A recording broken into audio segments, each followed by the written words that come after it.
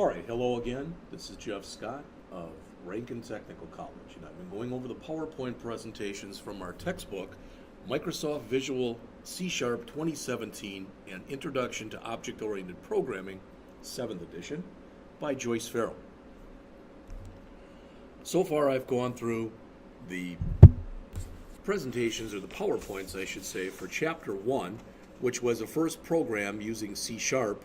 Now we're going to go through Chapter 2, where we're going to talk about things like the different types of data, etc., that exist in the language. So, our objectives: we want to be able to declare variables, to display the values of variables, to use what's called the integral, which is typically referred to as int, or whole number data type, use the different floating point, which means they can potentially have decimal points in them, data type, use the arithmetic operators, plus, minus, etc. Use the bool data type. Well, what that means is, in the last chapter where I gave you this example, that should have said bool and not boolean. All right, just want to be clear there. Let me literally move all this stuff over so you can. And this will become, why am I doing this? It'll become a little more apparent, hopefully, in just a few minutes. All right. So, we will talk about other data types, such as, bool we already mentioned, true, false. Numeric type conversion, we'll get into that in just a bit. The char data type, which I already showed you for a single character. The string data type, which I already showed you, which must be, whereas char is within single quotes, string is within double quotes. How to use what are called constants and enumeration. And finally, how to accept input from the console. All right, so what's a constant? A constant is something that cannot be changed after the program is compiled. So you give a constant a value. So how do I do that? Well, I could say something, and again, I'm hoping I'm giving you the right syntax here. If I'm wrong, I'll try to fix it always right away, but it's typically something like this: const, int, and usually constants are in uppercase. So I'm going to say inches in a foot. Now, how many inches are there in a foot? There's 12, and that probably isn't going to change.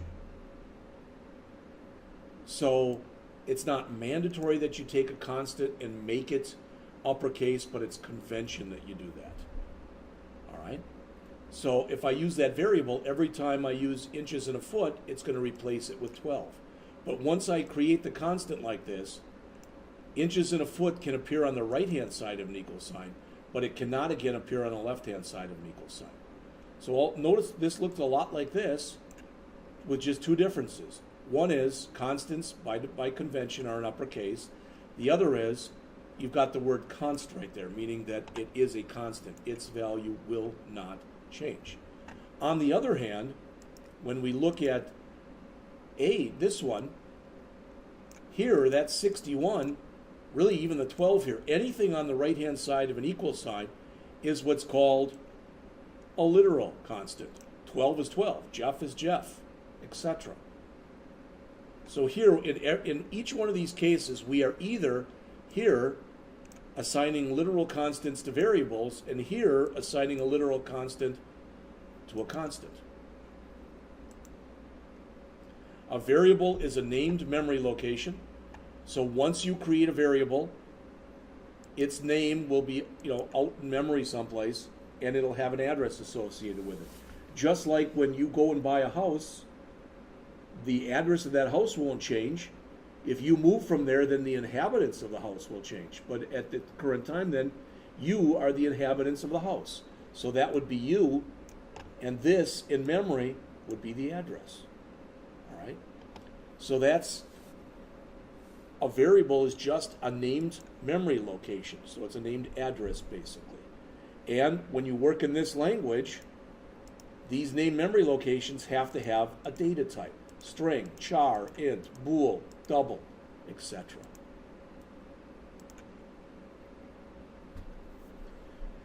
All right, there are built-in data types. It says the list will appear on the next slide, so I don't see them, but it says appears on the next slide, but I don't see them at least. All right. There's built-in data types. There's aliases. But the most common types that we care about are these right here. Int, which is a whole number. Double, which is a big number, which can have a decimal place.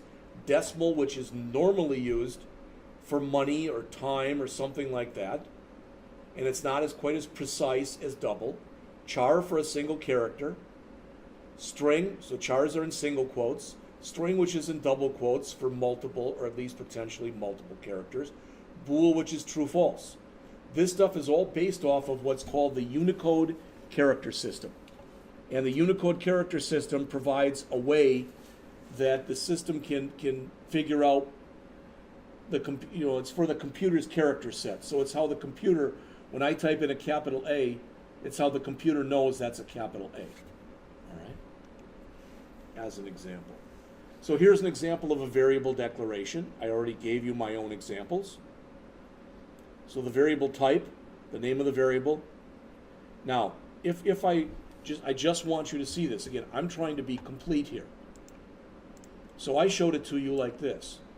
So they've got, let's just use their example. So I'm going to move this stuff down here. They've got int my age equal 25. All right. This part of it right here, that part, not the equal sign. So if I only had this right here, this is known as a variable declaration.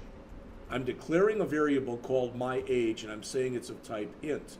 Then if I say my age equal 25, that is a variable initialization. If I do them together and I say int my age equal 25, that is both a variable declaration and a variable initialization. So you can do it as one line or two. What's the advantage? Well, if I don't know your age, I can do this, and then later on in the program I can ask you your age and set it. If I know your age, maybe you're my brother or my son or my daughter, I can do this. So if you know the value of a variable, you can easily declare it and initialize it at once. You can always do it as more than one line if you want to do that. And you can change it because it's a variable. A variable is a named memory location whose value may vary. You need the semicolon there. So we've got the data type, the variable name, and again, this equals is optional, but in this case, we have both declared the variable with int my age, and we've initialized the variable with equal 25. Either way, you need the ending semicolon. This equal sign is known as an assignment operator. So the way we would read this is int my age equal 25. The way the computer looks at it is assign the value 25 to the variable my age. And that's what the author is saying here. After you declare the variable, you never use the word int with it in there anymore. All right. Now it says here some programmers prefer to break declarations across multiple lines. Well, I don't like the way they've done that because I don't think that's going to work. I think that's going to have to be a lowercase I, but the author there has got it in an uppercase I. I don't like doing this. To me, that's lazy programming, and I'll expect you to do it like this.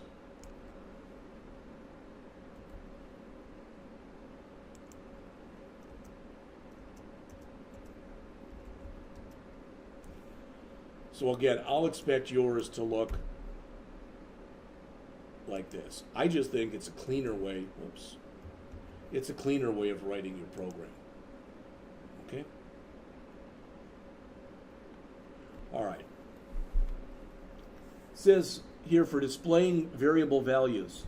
So notice if we go and we create a variable here that says, all right, double sum money equals $39.45. So we're assuming that maybe is what you have in your pocket, $39.45. That if you do a write line of sum money, it should come back with $39.45. Pretty simple program. Declare a variable, initialize the variable, print out the contents of the variable. All right? Now, that's fine, except if somebody just sees 3945 on the screen, they may not have any idea what that means. So we can add more stuff to it that says the money is. Now, this is an archaic way of doing it because we're manually adding the $, and there's easier ways to do it than that. Usually when you do this, and this is one of the first things you're learning in here now, is we'll use what's called a format string. And as mentioned, a format string is a string of characters that optionally contains some fixed text. And what you'll have in there is something that looks like this. All right, this $, and then in curly braces 0, that is a placeholder for some money. You'll notice before, when we did it like this, we could not put some money in double quotes, because if we did, it would have said here instead of 3945, if this was in double quotes, that would just be the word some money. Same thing here. But if we want to include it in what we're working with, we have to use this format string. So if we've got 3 format strings, that would be $0 in curly braces, then $1 in curly braces, then $2 in curly braces. And again, this right here is a placeholder for this. It may not make a lot of sense. All right, it may not make a lot of sense, but it will as we go on. All right. Normally, we'll end up putting a variable in here and have this being a placeholder for a variable, but as you see here, we can put in a literal value in there too. Not done often, but there may be a reason for doing that. We can align this stuff. I'm not going to go through this right now. You can see it's aligned this way so that it looks a little prettier. All right, when we're doing pretty printing, so stuff lines up. All right, let's move into the integer whole number data type. And you'll notice, wow, there's 9 of these. A byte, an S byte, which means short byte. Short, U short, which means unsigned short. Int, uint, which means unsigned int. Long, ulong, which means unsigned long, and char for a character. Those are all types that can be used to store whole numbers. We're normally going to use int, and again, it's a whole number which has a certain range. A byte has a smaller range. A short has a smaller range than an int. A long has a longer range than an int. All right. Do we have to care about that right now? No. All right. Now, the author says you can't use commas in there when you're declaring a variable. You can't use $signs. You can't use % signs. But if you want to, starting in C# 7.0, you can use this. I don't know why you'd want to do that. I think that's harder to read than this is. But if you want to do that, you can. Both of these are 23,456,789. Floating point is a variable that can contain a decimal position. There's 3 types. There's float, which will allow you up to 7 significant digits of accuracy. A double, which is up to 15. And a decimal, which, as it says, can hold 28 to 29, but it's smaller in range than a double. Typically, you use a decimal for monetary calculations. There are other reasons you might want to use it too. When you use float, you need to put an F, and it can be an upper or lowercase after you create it. So if you notice,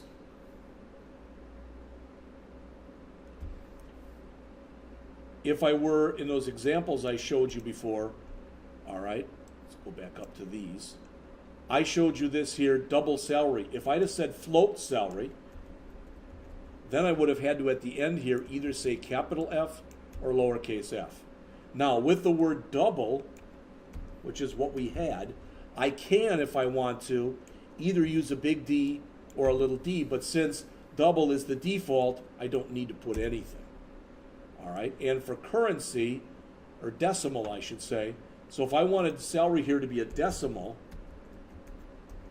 then I'd have to put either an uppercase M here, or I think it'll also take a lowercase m.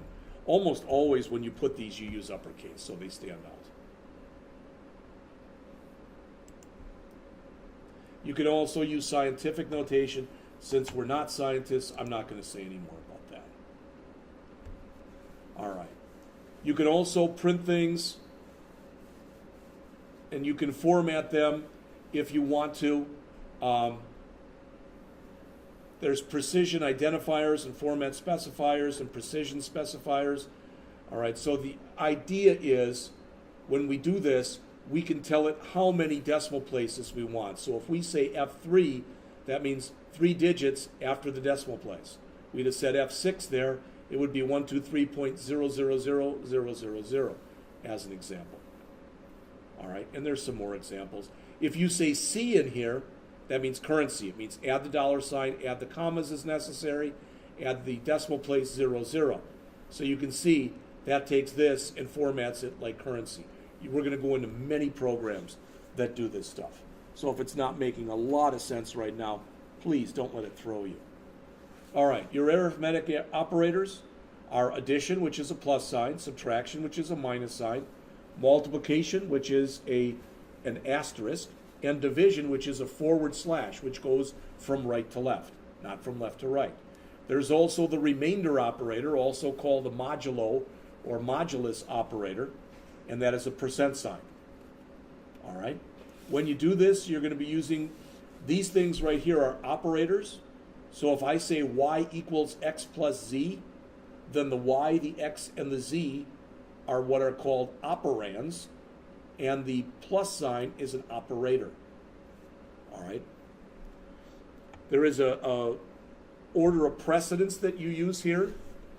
You do your multiplication, your division, and your remainder or modulus before you do addition or subtraction. If you want to override that, you use parentheses. If you've got a bunch of pluses, minuses, multiplies, and divides, you go from left to right. And again, you can always override using parentheses.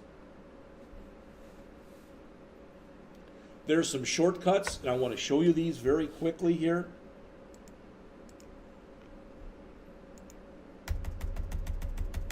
So if I want to do this, if I want to say int age equals 21, all right?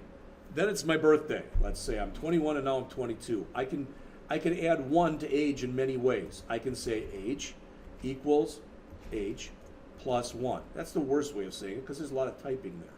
Or I can say plus plus age, which means add 1 to age. Or I can say age plus plus, which again adds 1 to age. Or I can say age plus equals 1. Now with these two right here, when I use the plus plus, I can only use that to add 1. If I found out that I'm really 5 years older than that and I wanted to do this, you can't say plus plus 5 here or 5 plus plus here. You can't do that. But I can say age plus equal 5 like that. That is legit. So to add 1, I can do that. But if I want to add more than 1, I have to either do this or this. And not only is there a plus plus, there's also a minus minus and a minus equals. Not only is there a plus, just so you know, there is here a plus equals, there is a minus equals, there is a times equals, there is a divide equals, and there is a modulo equals. All right, so you can use any of those. They're all mentioned on the slide here, and they're all mentioned in the book. And again, we are going to go over examples of these. All right. Now, so what's the difference? I showed you this, and I said that how you could use either plus plus or minus minus here, etc. Well, let's do this. Let's create two variables. I'm going to say int x equals 3, and int y, which is going to have an initial value of 0.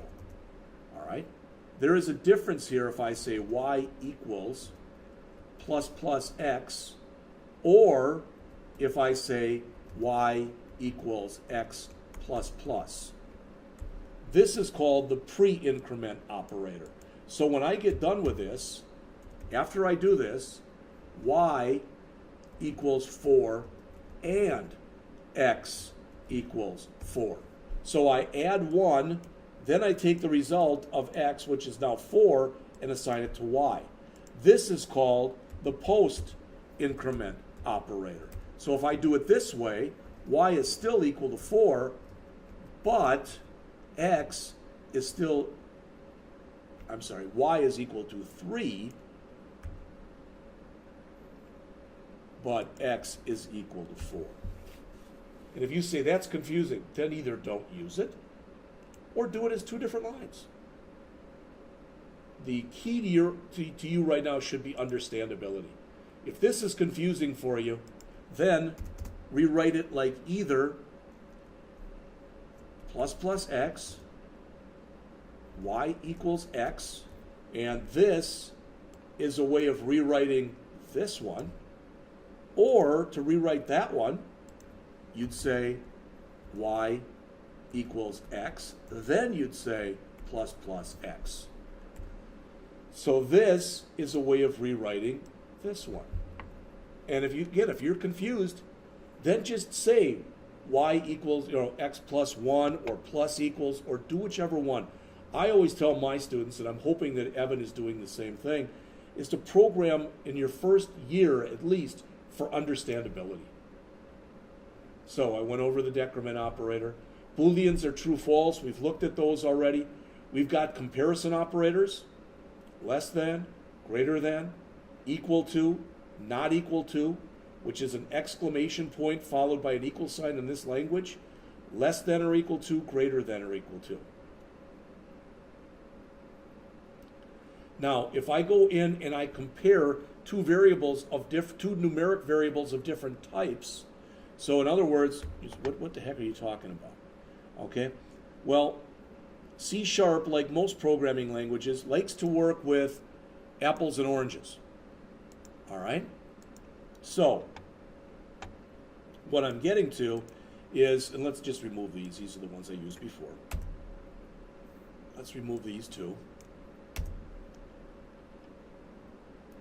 All right, so let's say here, I've got int age equals 21, and I'm going to put in here double salary equals 25,000.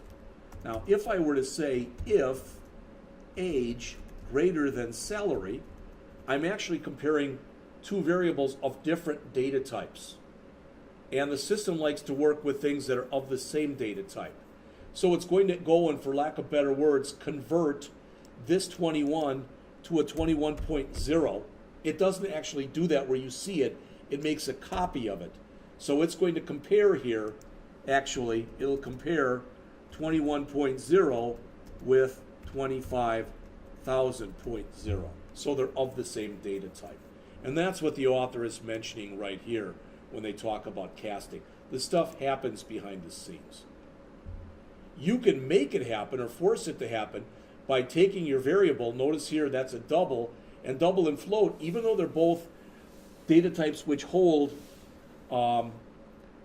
decimal places, they're different data types. So if I want to do a double by a float, I take this double that was right here and I put float in parentheses. That's called casting this variable to this data type.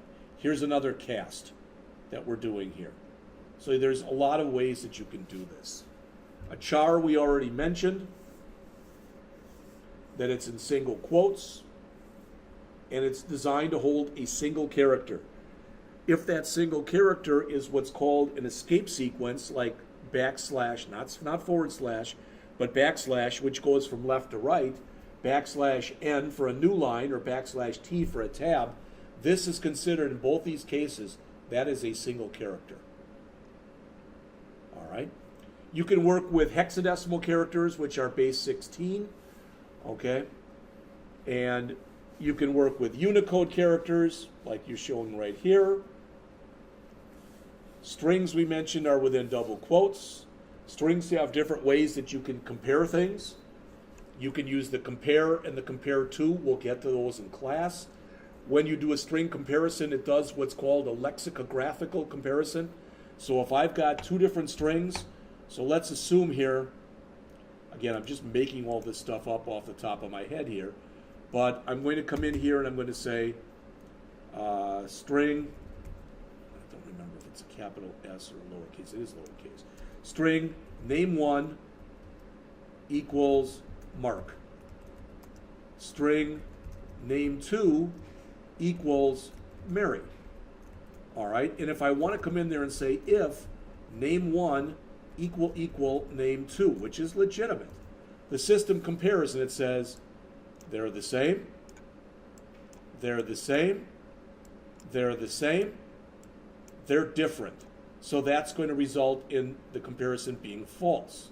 On the other hand, if I do this, the comparison will be true because we have the exact same thing in both variables.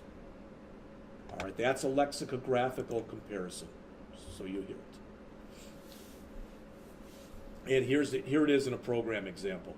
Again, we're going to write a lot of these different things. The best way for you to learn this stuff is to literally, when you're given a program like this, key it in. I'll do some of this because when I get done with these 14 lectures on the different PowerPoints, I'm going to write at least one program from each chapter. All right, and I will tape those lectures as well. All right. You can use different string methods like a substring. So if I wanted to find out where in this, in this example, if I ask for what's the first character starting at character 0, what's the first character, we get W. What are the first two characters? We get WA. If I started at character 1 and I asked for two characters, I'd get AT, etc. So that's what's called the substring method. I already mentioned const to you for creating constants. All right. And I showed you an example, even though they don't have one in here. All right. I showed you one near the beginning of this lecture where we had inches and a foot. Const, meaning it can't change after it's been declared, the data type, the name of the constant, and then assigning a value to it. All right. You can also create what are called enumerations. Okay, I'm sorry about that. This is the tape from the last lecture, and for some reason it failed. They fail about 10% of the time. So I'm going to come in here and try to start it up again. Doesn't make me happy when that happens.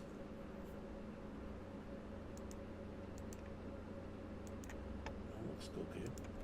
All right. But other than just constants, there's other things that you can do, such as you can create what's called an enumeration. An enumeration is a user-defined data type. So this is a brand new data type. It's called day of week. Its values are Sunday, which has a numeric value of 1, Monday with a numeric value of 2, Tuesday with a numeric value of 3, Wednesday with a numeric value of 4, Thursday with a numeric value of 5, Friday with a numeric value of 6, and Saturday with a numeric value of 7. It expects that when you use day of week, it has only these values in this case. All right? Why do you use an enumeration? I'm not going to read this to you. But the main reason is it can make your programs much more English-like. All right? Which can make them easier to understand. All right. We looked at the write line method earlier. There's also a similar method called read line. With read line, you can elicit information from a user. You can read in information. All right? So this will say enter the price of an item. You can see it. And then here we read that in. All right? And then we convert it. Anytime you read something in from the keyboard, it's read in as a string. So we need a line like this which will convert it to a double. Okay? If that doesn't make sense, you're going to see program examples of it. An alternative to doing this, as it says, to using the convert, is we can do what's called parsing. And you all know what parsing means whether you realize it or not. If you look at a page in your textbook, in fact, if you look at your book, the book is made up of, it has been parsed into chapters. The chapters have been parsed into different sections. Those sections have been parsed into pages. Those pages have been parsed into paragraphs. Those paragraphs has been parsed into sentences. Those sentences have been parsed into words. Those words have been parsed into letters, etc. So, we've come to the end of our second chapter. We learned about constants and how to create a constant. A constant cannot be changed. after it's been set, so after the program compiles, you can't ever have it on the left-hand side of an equal sign. We looked at the differences between right and right line, where right keeps the cursor on the current line, right line moves it off to a new line.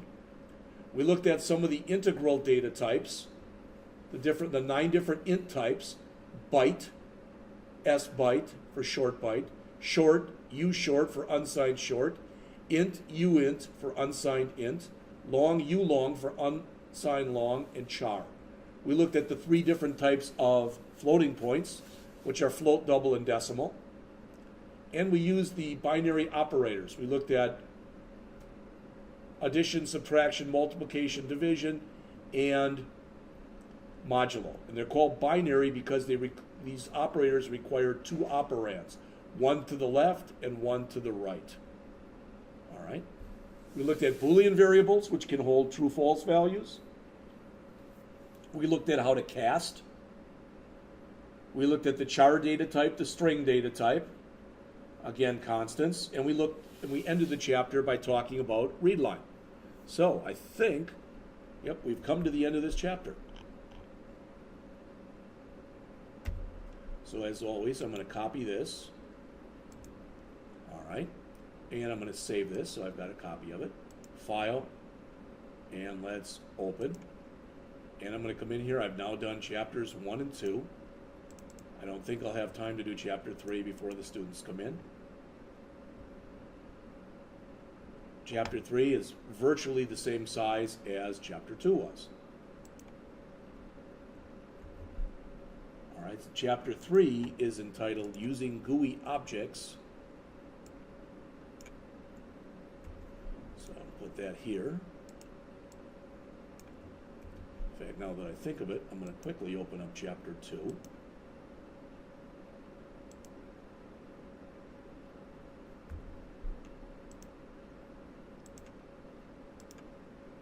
Yep, I did say chapter 2 there. And let's open up chapter 1. That should already have chapter 1 in it.